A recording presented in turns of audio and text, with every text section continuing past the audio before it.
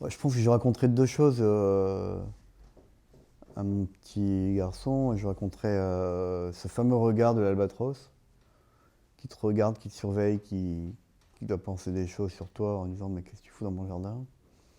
Et la deuxième chose, c'est ce fameux caporn. Je lui montrerai la vidéo et je dis regarde, j'ai l'air un peu idiot parce que intérieurement je suis hyper soulagé, hyper content et pourtant je ne montre pas sur mon visage quoi.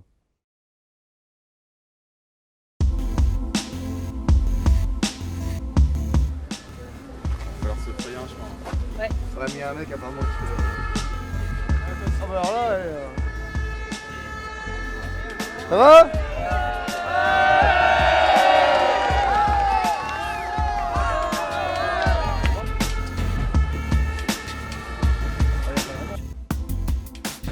La vie est belle? Alors regarde, on va faire du bateau. Qu'est-ce que tu fais cet après-midi là? Tu vas faire un petit tour? Bah il paraît. Bon. C'est vrai que ça a duré Un petit peu de temps. 3 mois, plus ou moins. Alors... Ah, c'est cool. Ah ouais, ouais, ouais. Vous êtes des petits quoi? Ouais. Ouais. Bien. Bon. Ouais.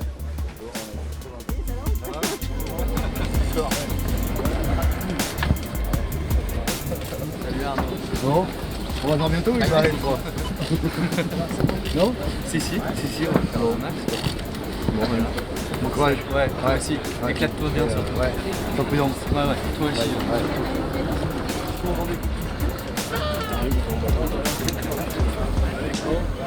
Ouais, à bientôt.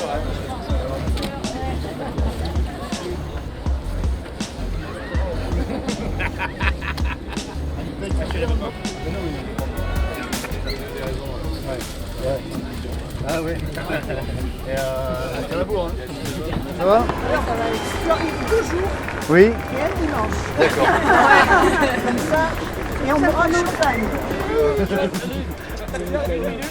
va le faire.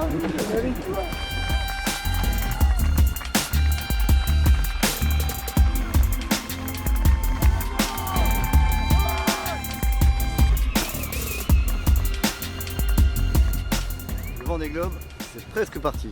Mais pas encore. C'est énorme. C'est énorme. Tous ces gens.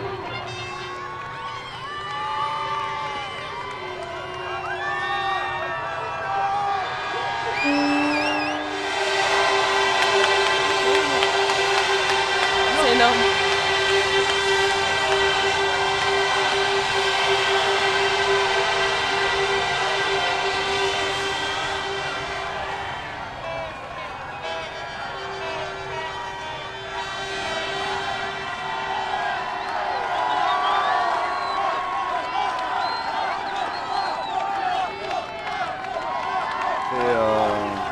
C'est bluffant parce que tout ce monde-là, pour la voile, la course au large, c'est quand même rare.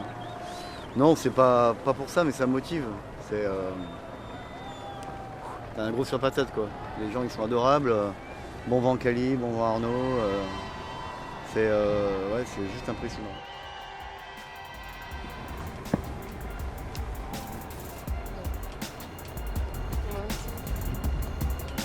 En fait, pourquoi Arnaud Boissière fait le Vendée Globe? Pour arriver à faire pleurer Guillaume Le Fur.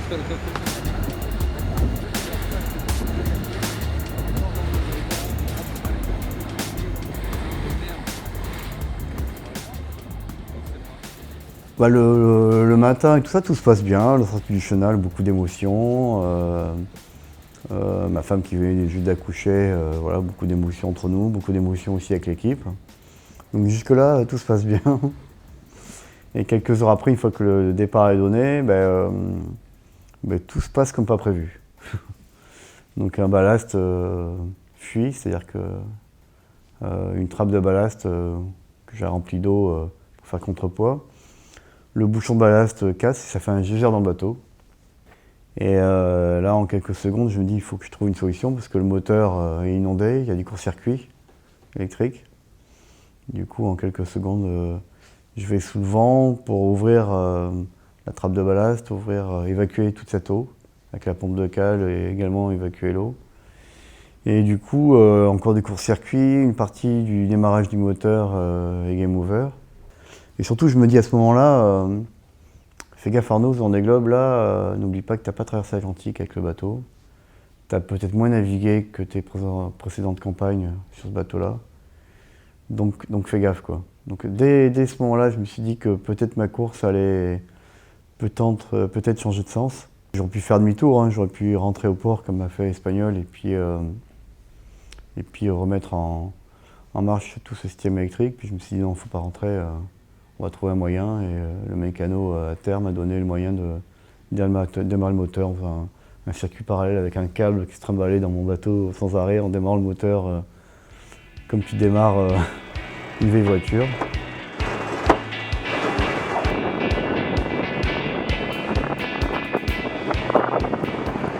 Il y a deux manières de voir le solitaire. Soit tu fais le Vendée Globe, comme nous, soit tu te la joues Robinson Crusoe. Je suis étonné de vous voir aussi près du Portugal. En tout cas, j'espère que notre rencontre vous portera chance et que vous aurez du vent, du bon vent. Et surtout, ne pas être encalminé, c'est ça le pire, je crois. Ouais, c'est sympa, c'est sympa. Quand tu arrives à redémarrer le moteur, c'est une grande victoire. Tu n'as pas gagné de place, au contraire, ça a perdu du temps parce que quand tu es dans l'intérieur du bateau, tu n'es pas là au réglage du bateau. Donc même au passage du Cap Finistère, j'ai perdu du terrain, mais pourtant là j'y suis. Je sais que j'y suis et c'est un grand bonheur d'y être. Après, d'être tout seul en mer rapidement et de ne plus avoir les bateaux autour, ne serait-ce que les concurrents, c'est un bonheur intense et de se dire t'y es et profite parce qu'on ne sait pas ce que va nous donner, où va nous amener l'avenir. Non, là je savoure pleinement.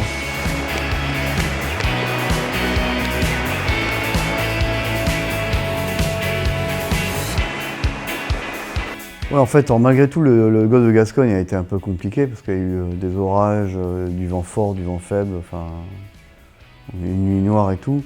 Après, c'est vrai que la descente atlantique s'est plutôt bien passée. Moi, je passe entre l'intérieur de Madère, à l'est de Madère. On est sous spi. Voilà. C'est joli quand même. Pour faire l'escalade, ça peut être pas mal.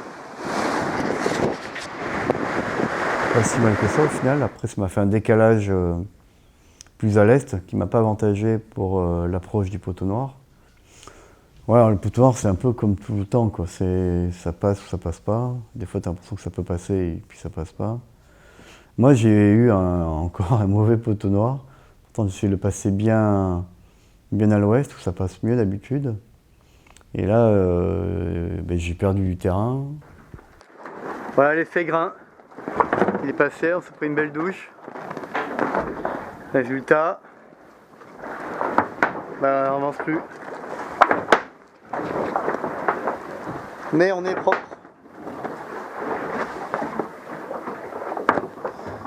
Il y a deux brocs et Burton qui sont juste là, à 20 000, 20 et 40 000.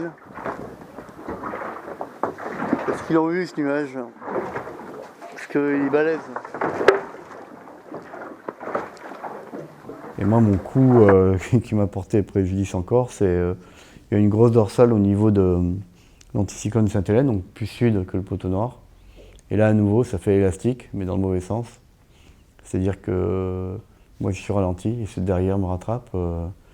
Romain Athanasio, Alain Aurora, tout ce groupe de bateaux qui était très très loin derrière, plus de 800 000, me rattrapent et je me retrouve avec eux. Et du coup, on se retrouvait à élargir notre groupe de bateaux et puis ça a été plutôt, je pense que ça a été bénéfique pour notre groupe à nous. Ça a été cette petite dynamique qui a démarré de l'anticyclone Sainte-Hélène quasiment jusqu'au Cap Horn, quoi.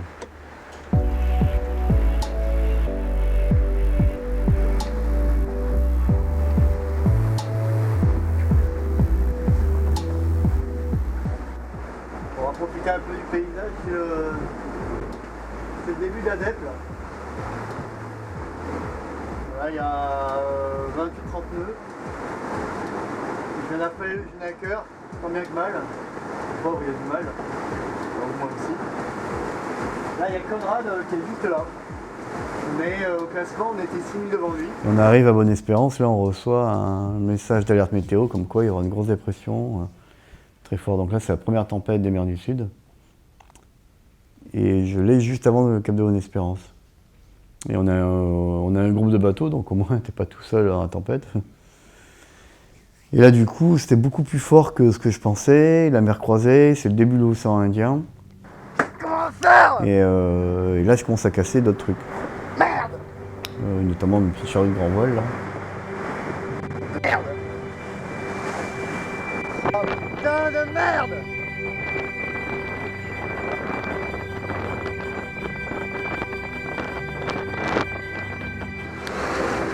Ah, hier on est parti à la battée aussi. C'était à Total. Je sais pas ce qui s'est passé. Ça m'est jamais arrivé en 2012. Pendant tout le tour du monde, je suis jamais parti à battée et là c'est la deuxième fois. Une fois au Cap Finistère.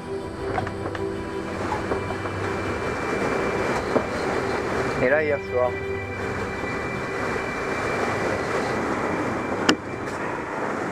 Bah il y a tout et rien à la fois quoi. Il y a rien parce que il y a pas beaucoup d'êtres humains qui passent par là-dedans. Mais il y a beaucoup de choses parce que déjà c'est des mers assez incroyables, la grosse mer, ça dure longtemps. Puis géographiquement, quand tu vois sur le globe, c'est juste en Antarctique. Et puis malgré tout, tu as des compagnons de voyage quoi. Donc tu as les albatros. Donc moi je me suis fait un copain, je me suis retrouvé à discuter avec mon albatros comme à la Baudelaire, tu vois. C'est quand même assez intriguant un albatros qui te regarde, il plane, tu vas vite avec le bateau, il plane pendant des jours et des jours. J'ai eu le sentiment que c'était toujours le même en plus. Puis il te regarde, tu sais, alors, est-ce qu'il te regarde d'un mauvais œil ou au contraire, est-ce qu'il est... C'est un peu... Est-ce que c'est le grand copain que tu te fais ou il se demande ce que tu fous là? Donc du coup c'est un peu mystérieux. J'ai bien aimé faire un petit dodo, mais puis ce matin j'ai pas pu. J'ai pris mon cappuccino.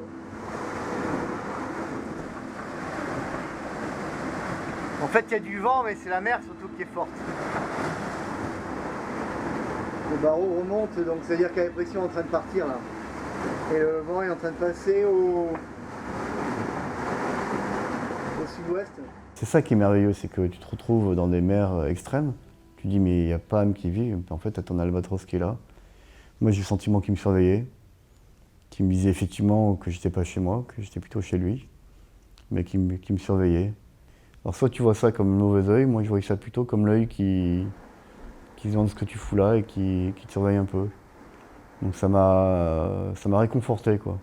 Après la mer est grosse quoi, la mer est grosse, croisée dans l'océan Indien, à la fois du vent fort et puis on se retrouvait plusieurs fois comme dans l'œil du cyclone avec au centre de la dépression, très peu de vent, alors que les fichiers de vent ils t'annoncent du vent tout de suite après. Et puis là, tu t'apprends un peu, tu prépares tes manœuvres, toujours avec tes sacs à voile qui sont lourds. Puis tu te retournes, puis il y a encore là l'albatros. Et c'est assez intriguant malgré tout, je trouve. Et c'est avec des couleurs merveilleuses. Alors il fait gris, mais moi c'est pas le gris qui me gêne, au contraire, c'est les nuances de couleurs, quoi. C'est une variante de couleurs assez énorme. Les nuits sont très courtes, des levées de soleil qui durent des heures. Et c'est ça que je trouve magique. Alors, je suis pas maso, il fait froid, tu as 3 paires de chaussettes, tu te fais des soupes à tire-larigot parce que tu sais pas comment te réchauffer, tu manœuvres, tu es mouillé, tu te changes, tu as des classements météo, tu as merde, j'ai perdu du temps, j'ai perdu du terrain, et tu as toujours ton albatros qui est là. C'est ça qui est incroyable.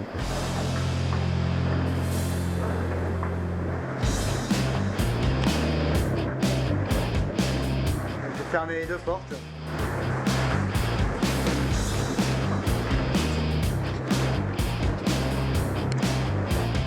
J'espère qu'en fin de journée,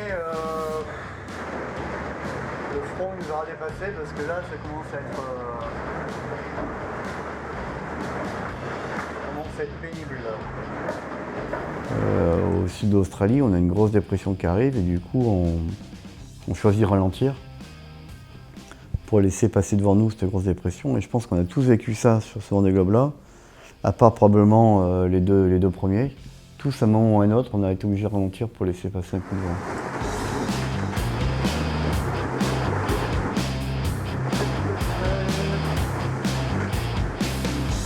Maintenant, on va vers le Pacifique. Donc, on va enlever une bouteille de vin. C'était ça. On en profite. C'est pas beau.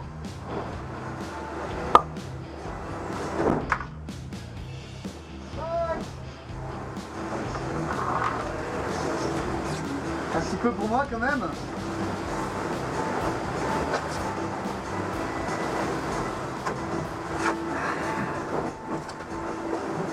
Et comme dans une semaine, c'est Noël.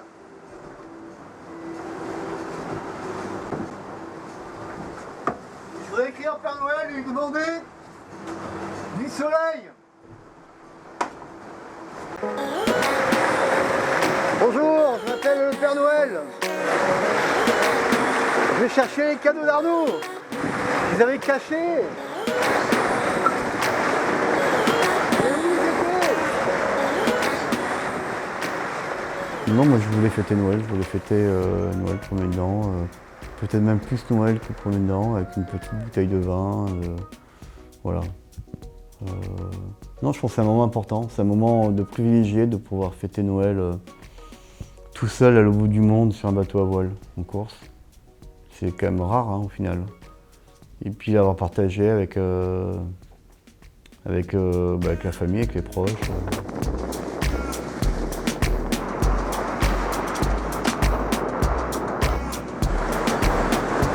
Bonjour, bienvenue à bord de la Micaline. Il y a 4 ans, je suis passé à côté d'une île qui s'appelait Lee Campbell, qui a 100 000, un peu plus à l'est, 100 000, 150 000. Et là, je vais continuer mon petit parcours touristique. Et là, je vous présente Auckland Island.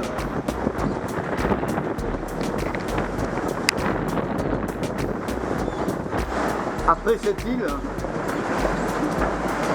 ben, ça sera probablement le Cap Horn.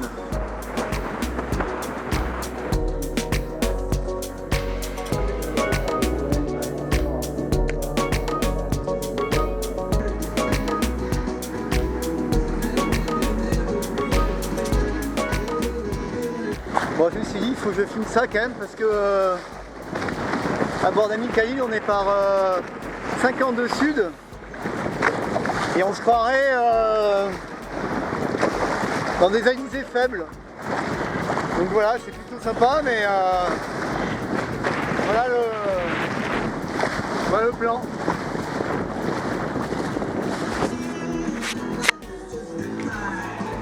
On est à moins de 1500 000 du Cap Horn. Là-bas, il y a Fabrice, Amédéo. On ne voit pas bien, mais il est juste là-bas. Voilà, nous on est sous spi encore. Ça devrait monter un peu. Du coup, on va probablement avant la nuit, mais la nuit c'est dans longtemps.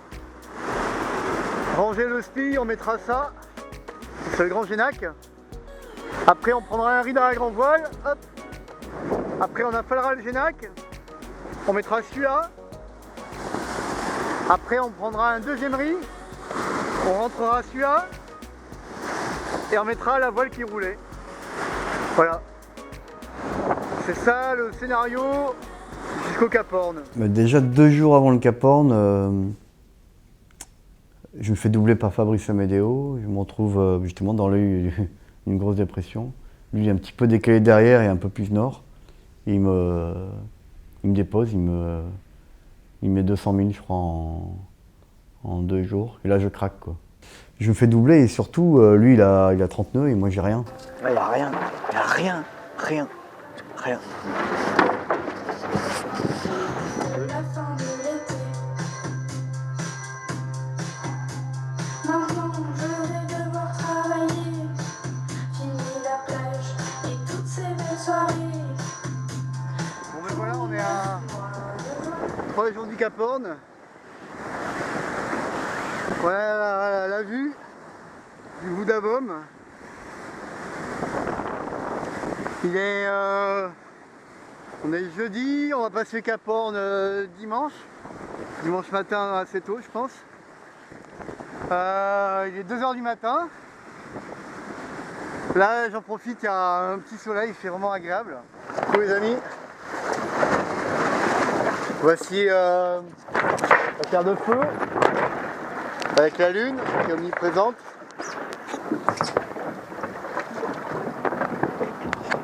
Là-bas, le Cap Horn. Voilà. Cap Horn 2e. En fait, j'ai regardé la vidéo après et j'ai pas l'air super content sur la vidéo. Alors que je suis super content. Franchir le Cap Horn, c'est le top. Voilà. Donc tout à l'heure sur la vidéo on voyait pas trop, mais je peux te dire que je suis super content. Ça change tout parce que c'est une des premières fois dans une trajectoire sur un tour du monde où là où tu fais une route est, et d'un seul coup tu fais une route nord, donc c'est un symbole, tu rentres à la maison. Ça change rien parce que tu es toujours en mer, puis c'est pas fini, il reste un mois de mer.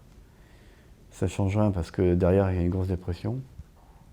Et pourtant ça change tout parce que tu te dis s'il m'arrive quelque chose, je suis à portée d'une terre pas loin.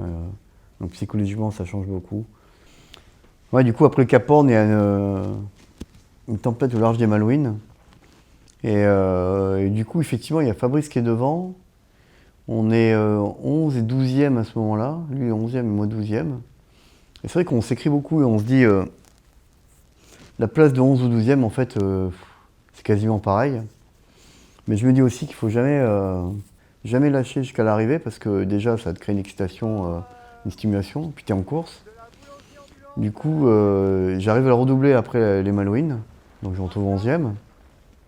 Et puis il arrive, ce qui des fois peut arriver en course, un des mecs qui est devant moi il démate. Donc au final je me retrouve 10e. Dans le golfe de Gascogne, j'ai un super golfe de Gascogne. Si bien qu'à l'arrivée, on me dit Eric Bellon qui a eu un golfe de Gascogne mais déplorable. Finalement, ma place, je préfère 10e avec un golfe de Gascogne paisible que faire 9e avec un golfe de Gascogne dramatique. Et du coup, je vois vraiment cette 10e place comme une petite victoire sur pas mal de choses. Alors malheureusement, c'est au profit du dématage de Conrad, mais du coup lui qui a fait un Vendée Globe courageux parce qu'il finit Vendée Globe sous virement de fortune. Et comme j'avais pour objectif de finir dans les 10 premiers, j'arrive à faire top 10 et c'est vrai que à ce moment-là je suis hyper content, mais pas. C'est une petite victoire pour ce projet quoi. Pas tant pour moi mais pour tout ce projet qu'on a mené. Bonjour. Je m'appelle Arnaud Boissière et je voudrais faire le Vendée Globe. Donc ça c'était le discours que je tenais en 2007. Et là je suis à 200 000 de finir mon 3e Vendée Globe. Ça me procure une joie vraiment intense, c'est vraiment super. Donc c'est l'arrivée du Vendée Globe. Voilà. Dans 1 heure, je pense à la ligne d'arrivée et la ligne d'arrivée par là-bas. Et voilà, donc il y a du monde pour m'accueillir. Voilà. Faites du bruit à la caméra. Ouais.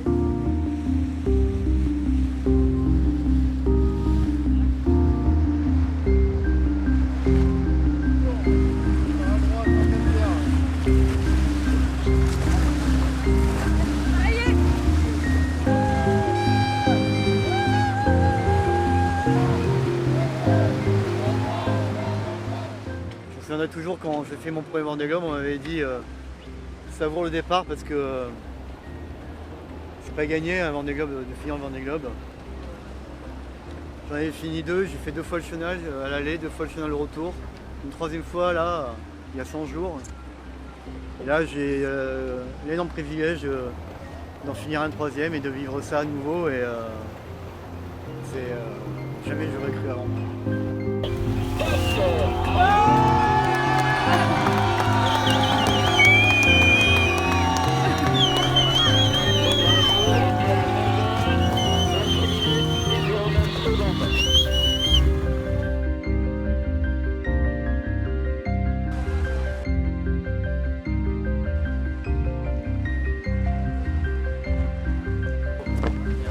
Madame Boissière, elle est contente. Il fait beau, j'ai retrouvé mon mari, tout va bien. Léo, il va retrouver son papa. Ouais, ça c'est cool. Ça c'est bien.